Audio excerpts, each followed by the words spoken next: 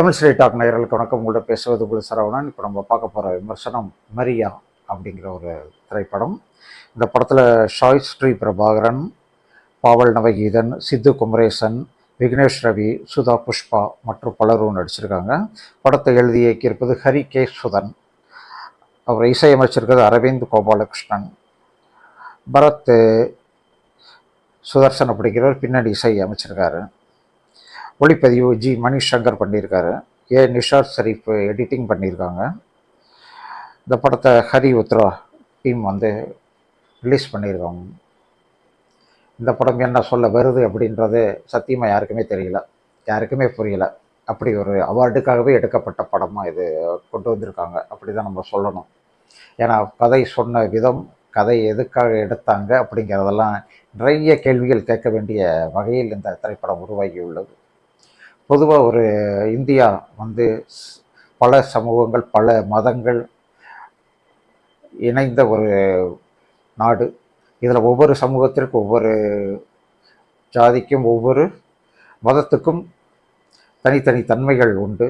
அதை யாரும் ஒருவரை ஒருவர் பகிஷ்காரம் செய்யாமல், யாரும் கிண்டல் செய்யாமல் அவரவர் போக்கில் எடுத்துக்கொண்டு போகணும். இதுதான் இந்தியாவுடைய சமய சார்பற்ற நாடு அப்படின்னு சொல்கிறது. அது மாதிரி நாட்டில் ஒரு ஹிந்து, ஹரி சுதன் அப்படிங்கிற ஒரு ஹிந்து, கிறிஸ்டின்ஸில் கன்னியாஸ்திரி ஆகிறாங்கல்ல, அவங்க வலுக்கட்டாயமாக கன்னியாஸ்திரி ஆக்கப்படுறாங்க அப்படின்னு சொல்லி ரொம்பவும் பாசத்தோடு அந்த படத்தை எடுத்திருக்காரு. அப்படி தான் நம்ம சொல்லணும். கன்னியாஸ்திரியை நடித்தவங்க சாய் ஹரி அப்படின்றவங்க, அவங்க இப்போ கன்னியாஸ்திரியாக இருக்காங்க. ஒரு ஹாஸ்டல்லேருந்து, அவங்களுடைய கன்னியாஸ்திரிக்கு தனி ஹாஸ்டல் அமைப்புள்ள இருக்குல்ல, அங்கேருந்து ஒரு 4 நாள் லீவ் எடுத்துகிட்டு சொந்த ஊருக்கு வர்றாங்க. இங்கே அது சென்னையில் தான் வர்றாங்க. அவங்களுடைய சொந்தக்கார பொண்ணு, அவங்களுக்கு தங்கச்சி வேணும். அந்த தங்கச்சிக்கு சென்னையில் ஒரு வேலை பார்க்குறாங்க, ஐடி கம்பெனியில். அதே வீட்டில் தன்னுடைய காதலரோட லிவ் இன் ரிலேஷன்ஷிப்பில் இருக்காங்க. இந்த சித்து குமரேசன் அந்த கதாபாத்திரத்தை நடிச்சிருக்காங்க. சித்துவோட ஃப்ரெண்டு, அவங்களும் தன்னுடைய லவ்வரோட அதே வீட்டில் லிவிங் ரிலேஷன்ஷிப்பில் இருக்காங்க. இந்த நேரத்தில் தான் அந்த வீட்டுக்கு ஓய்வு எடுக்கிறதுக்காக ஒரு 4 நாள் லீவில் கொஞ்சம் மனசை ரிலாக்ஸ் பண்ணலான்னு சொல்லி வந்துடுறாங்க அந்த கன்னியாஸ்திரி. ஆனால் இவங்க வந்த உடனேயே அந்த வீட்டில் நடக்கிறதில்ல வேறு. ஏன்னா லிவிங் ரிலேஷன்ஷிப்பில் இருக்கிறனால அது எல்லாம் மாடியில் தனித்தனி ரூமில் தங்கியிருக்காங்க.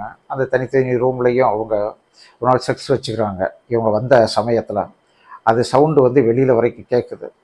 இதுக்கு இந்த கன்னியாஸ்திரியை நடித்தவங்களுக்கு ஸ்ரீ ஹரிக்கு இதெல்லாம் தெளிவாக கேட்குது. அதை அவங்க பக்கத்தில் அந்த கதவோரமே அதை விட்டு கேட்குறாங்க. இப்படி ஒரு திரைக்கதை வச்சுருக்காரு. அதோட நிறுத்தியிருந்தால் பரவாயில்ல. அதை பார்த்துட்டு இவங்களுக்கு செக்ஸ் உணர்வு அதிகமாகுது. யாருக்கு? கன்னியாஸ்திரிக்கு. அந்த கன்னியாஸ்திரி உடையிலேயே தூங்களும் இருந்தவங்க அந்த செக்ஸ் மூட்ஸ், அந்த சவுண்ட்ஸ் எல்லாத்தையும் கேட்டவுடனே அவங்களே சுய இன்வால்வ் பண்ணுறாங்க, மாஸ்டர்பேஷன் பண்ணுறாங்க. அதையும் படத்தில் காட்டிட்டாங்க. இப்போ அவங்களுக்கு அடுத்த நாள் இப்படி போக போக செக்ஸ் உணர்வை தூண்டும் விதமாக அவருக்கு அவங்களுக்குள்ள அதிகமாகிட்டே போகுது. அதோட அந்த ஏக்னஸ் என்ற சித்து குமரேசன், அவங்க தான் தங்கச்சி இந்த கன்னியாஸ்திரிக்கு, அவங்களோட லவ்வர், அவனு ஒரு நாள் இந்த கன்னியாஸ்திரிக்கு நூல் விட்டு பார்க்குறான். அதுவும் தெரிஞ்சு போச்சு. கடைசி அவன் இன்னொரு பொண்ணோட லவ்வர் இருக்கான்ல, அவங்ககிட்ட இதை சொல்லி இவங்க 2 பேர் யார் முதல்ல இந்த கன்னியாஸ்திரியை யூஸ் பண்ணுறதுன்னு பேசிக்கிறாங்க. எவ்வளோ பெரிய அயோக்கியத்தனம் பாருங்கள். ஒரு காட்சியில் ஆம்பளைங்களை இந்த அளவுக்கு கேவலப்படுத்துறது சூப்பர். இந்த அவ்வளோ கேவலப்படுத்தியிருக்கேன். ஏன்னா ஆம்பளைங்க மனசு அப்படித்தான் இருக்கும்னு இயக்குனர் நினச்சிருக்காரு போல இருக்கு. இப்போ அந்த கன்னியாஸ்திரிக்கு வெளியில் போனவங்க, நான் மடத்துக்கே போகிறேன்னு சொல்லி போனவங்க அந்த இதை உடைய தூக்கியை போட்டு இனி மடத்துக்கு நான் போக மாட்டேன் அப்படி சொல்லிட்டு திருப்பி வீட்டுக்கு வந்துடுறாங்க. வந்தவங்க கண்ணில் கிறிஸ்டியன்ஸுக்கு எதிராக கிறிஸ்துவர்களை வைத்த சாத்தான்களின் உலகம்னு ஒன்று இருக்குது. அவங்க ஒரு டீம் இருக்காங்க, உலகம் முழுக்க ஒவ்வொரு நாட்டிலையும் இருக்காங்க. கிறிஸ்டின்ஸ் மட்டும்தான் அதில் சேருவாங்க. ஏன்னா சாத்தான் அப்படிங்கிறது கிறிஸ்டினில் மட்டும்தான் உருவாக்கப்பட்டது. அந்த சாத்தான் டீமோட இவங்க ஐக்கியமாகறாங்க.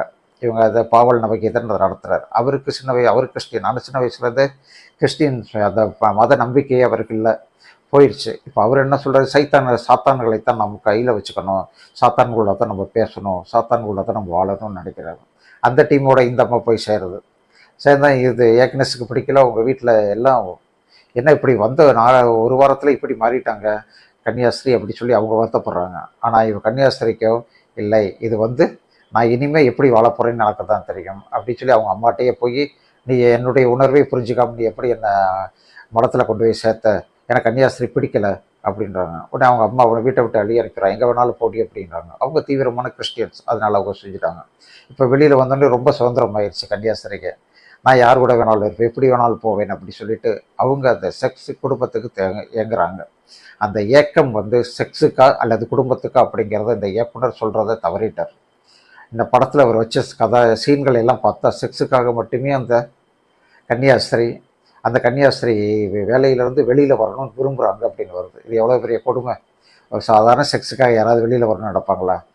எனக்கு ஒரு லவ்வர் வேணும், எனக்கு ஒரு ஹஸ்பண்ட் வேணும், குடும்பம் வேணும், அது மூலம் குழந்தை பெற்று நானும் மற்றவங்க மாதிரி அமைதியாக வாழ விரும்புகிறேன்னு அந்த கன்னியாஸ்திரி சொன்னால் அது நியாயமானது, சத்தியமாக நியாயமானது, யாரும் மறுப்பே சொல்ல முடியாது.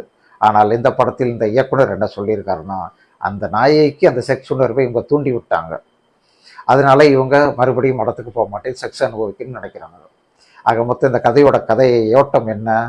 ஒரு கன்னியாஸ்திரி தன்னுடைய செக்ஸ் உணர்வை அனுபவிக்கணும்னு நினைக்கிறாங்க. அதுக்கு அவங்க என்ன செய்கிறாங்க? இது ஒரு கதையாங்க, இது ஒரு படமாங்க, இப்படி போய் சொல்லலாமா, இப்படி போய் எடுக்கலாமா? ஒரு இயக்குனர் என்பவன் ஒரு சமூகத்தை பிரதிபலிக்கணும், அவன் தான் இயக்குனர். ஆனால் இப்படி ஒரு தன்னுடைய ஆசைக்காக தான் இன்னொரு மதத்தை சேர்ந்தவர்களை போட்டு கேவலப்படுத்துறது எந்த விதத்தில் நியாயம் இல்லையில. ரொம்ப கேவலப்படுத்தியிருக்காரு அந்த படத்தில் இயக்குனர். கிறிஸ்டின்ஸா நீங்கள் அதை அவர் இந்து, அந்த இயக்குனர் இந்து, கிறிஸ்டினாக நான் நடித்த அந்த கன்னியாஸ்திரியை நடித்தவங்களும் இந்து. அப்போ அவங்களே யோசிச்சிருக்கணும்ல, எதுக்கு கிறிஸ்டின்ஸை போய் நம்ம தொடரணும்? இதே மாதிரியான அடுக்குமுறையாக இது இந்துவில் நடக்கவே இல்லையா? இந்து எத்தனையோ சாமியார்கள் இந்த செக்ஸ் வழக்கு ஜெயிலுக்கு போயிட்டாங்க, ஜெயில் தண்டனை அடைஞ்சிருக்காங்க. அதை போய் கேட்டுக்கலாம்ல, அதை எழுதிருக்கலாம்ல. அத்தனை நீங்கள் எடுக்கணும். உன்னுடைய ஜாதி உன்னுடைய மதத்தில் என்ன தப்பு நடக்குதோ அத்தனை நீ முதல்ல சொல்லணும். அதை விட்டுட்டு இவர் நேரடி அடுத்த மதத்துக்கே போயிட்டார். நான் கேள்விப்பட்டதை சொன்னேங்க அப்படிங்கிறார் பொறுப்பற்ற ஒரு இயக்குனர். அவ்வளோதான் நம்மளால் சொல்ல முடியும். ஆனால் இந்த படம் பார்க்கணுமா வேண்டாமான்னு நீங்கள் தான் முடிவு பண்ணிக்கணும். ஆனால் இந்த படத்தில் தொழில்நுட்பம் மிக சிறப்பு அப்படின்னு சொல்லணும். கொஞ்சம் கேமரா ஒர்க்கும் பின்னணி இசையும் அபாரமாக பண்ணியிருக்காங்க, அவ்வளோதான். மற்றபடி படத்தில் நடித்தவங்கெல்லாம் அதே மாதிரியான உணர்வு, ஒரு சாதாரண நாடகத்தன்மையோடு இந்த படம் எடுக்கப்பட்டிருக்கு. வசன காட்சிகளை முழுசாக சொன்னது ஒரு நாடகத்தனம் தான். ஆனால் ஏக்னஸாக நடித்த அந்த பொண்ணு ஒரு அழகான கலையான முகம். இன்னும் நிறைய படங்கள் அவங்கள அழகாக நடிக்க வைக்கிறதுக்கு அவ்வளோ ஸ்கோப் அவங்கள்ட்ட கொடுக்கலாம். அந்தளவுக்கு சிறப்பாகவும் நடிச்சிருக்காங்க. ஆனால் அதே சமயம் இந்த கன்னியாஸ்திரியை நடித்த சாய்கரி அப்படிங்கிறவங்க அவங்களும் கொஞ்சம் சிறப்பாக நடிச்சிருக்காங்க, இல்லைன்னு சொல்லலை. ஆனால் கன்னியாஸ்திரியாக இருந்துட்டு அந்த உணர்வு, செக்ஸ் உணர்வு அடக்க முடியலன்னு இயக்குனருடைய இயக்கத்தில் அவங்க செஞ்சதுனால நம்ம அவங்களை குத்த சொல்ல முடியாது. ஆனால் அந்த வகையிலும் அவர் ஒரு சிறப்பான நடிப்பையே நம்மக்கிட்ட காட்டியிருக்காரு. நாம் இப்போ சொன்ன வரைக்கும் இந்த படம் எடுக்கக்கூடாத ஒரு திரைப்படம் எடுத்துட்டாங்க. கிறிஸ்டின்ஸை இவ்வளவு இன்னொரு மதத்தை சார்ந்தவர்களை கேவலப்படுத்தவே கூடாது, அசிங்கப்படுத்தக்கூடாது. ஏன்னா நம்ம மதத்துலேயே எக்கச்சக்கமாக இருக்குது. நம்ம வீட்டை தான் நம்ம க்ளீன் பண்ணணும்.